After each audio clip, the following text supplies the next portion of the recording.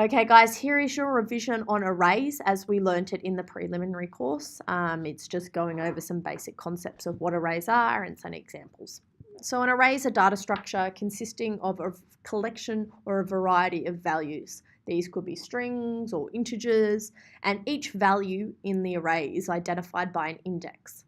In pseudocode, we assume the first index is 1. Depending on your programming language, it might have a zero-based array index, like I know PHP does, and I'm pretty sure Java does, and a lot of other programming languages. The array would be called, the example, sorry, I'm just going to do down the bottom here. Sorry, I got rid of some text. Array, for example, could be called names, and it might store the following values. So Bob and Mary and Kate and Larry and Joel and Jim and Francis, for who knows why. Each of those values can be identified by an index. I'm going to assume that I'm coding in a zero-based array language.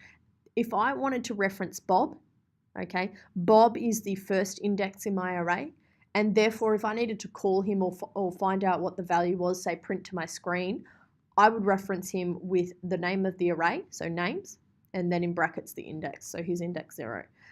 If I wanted to reference or print to the screen the third index, I would be doing names again, so the name of the array, and the third index Kate, so that would be 2, index number 2, because we're a zero-based array. So 0, 1, 2, 3, 4, 5, 6.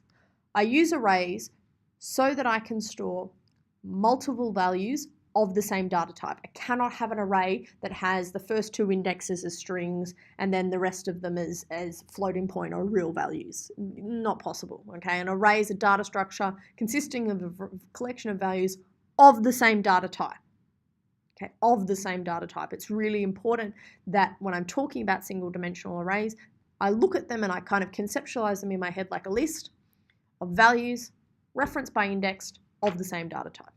Okay, that's it. That's a basic revision of arrays.